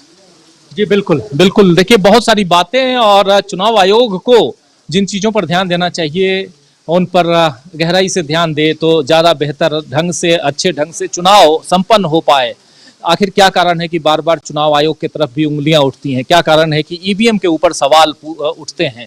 ईवीएम हो या चुनाव आयोग हो या चुनाव की प्रक्रिया हो, इन सब पर ध्यान देने का काम चुनाव आयोग का ही है, तो उसको ध्यान देना चाहिए। इस कार्यक्रम को समाप्त करने से पहले बहुत शुक्रिया अदा करना चाहता हूं। हमारे साथ स्टूडियो में 4 साथी मौजूद हैं। संजय कुमार सिंह जी मौजूद हैं हमारे साथ, मीनू जी मौजूद हैं, डॉक्टर दीपक पाचपुर जी और अमलेंदु उपाध्याय जी। आप चारों को बहुत शुक्रिया अदा करता हूं, बहुत धन्यवाद देता हूं। कल शाम जब हम मैसूर पैलेस से प्रोग्राम कर रहे थे तो वहां भी हमारे एक साथी, हमारे एक दर्शक जो लगातार डीवी लाइव को देखते हैं, इम्तियाज अहमद जी आ गए थे और बहुत देर तक वो कार्यक्रम, और आज आप आए तो अच्छा लगता है। नासिर जी आज हमारे बीच, इतनी बारिश में, बाहर बहुत तेज बारिश हो रही है, उसके बाद भी इनको पता चला कि हम यहाँ हैं, कार्यक्रम देख रहे थे तो यहाँ आ गए। ऐसे हमारे साथी, हमारे शुभचिंतक अगर मिल जाते हैं जब हम बाहर रहते हैं, कार्यक्रम करते हैं, तो हमारे लिए बहुत बड़ा गिफ्ट की तरह होता है। तो बहुत शुक्रिया अदा करना चाहता हूँ आप तमाम उन साथियों को जो आप सब देखते हैं, इतना प्यार देते हैं और हम पर भरोसा करते हैं। तो भरोसा बनाए रखिए और हम आपको ग्राउंड जीरो पर क्या कुछ चल रहा है, हकीकत में क्या कुछ चल रहा है, वो पहुंचाने की कोशिश ऐसे ही करते रहेंगे। बहुत शुक्रिया अदा करना चाहता हूं। कमेंट नहीं ले पा रहा हूं आप लोगों के, लेकिन और यहाँ भी लाइट्स की व्यवस्था, बाकी व्यवस्था में भी ये रहता है कि इतने घंटे तक ये लाइट चलेगी, ये सब भी रहता है। इसलिए स्टूडियो में हम फिर से रविवार को हम लोग लौट रहे हैं ना, रविवार को हम लौट रहे हैं और स्टूडियो से जब हम आपके बीच रहेंगे तो आप लोगों के कमेंट, आप लोगों के विचार, उन सबको भी साझा करेंगे। लेकिन तब तक जुड़िए हमारे साथ, देखिए डीवी लाइव को। बहुत शुक्रिया अदा करना चाहता हूँ, आपको तहे दिल से शुक्रिया अदा करना चाहता हूँ रशीद भाई कि आप आए, और यहाँ प्रशांत टंडन जी आपको और संकल्प मल्होत्रा जी आपको और आप तमाम साथी, आप सबको बहुत बहुत धन्यवाद, बहुत शुक्रिया। इस कार्यक्रम को समाप्त करने की इजाजत चाहता हूँ और कल शाम 7 बजे फिर हाजिर होंगे हम ऐसे ही किसी और जगह से, और आप तक पहुंचाएंगे पल पल की रिपोर्ट। कर्नाटक चुनावी यात्रा पे हम लगातार मौजूद हैं। बहुत धन्यवाद, बहुत शुक्रिया। गुड नाइट, शुभ रात्रि।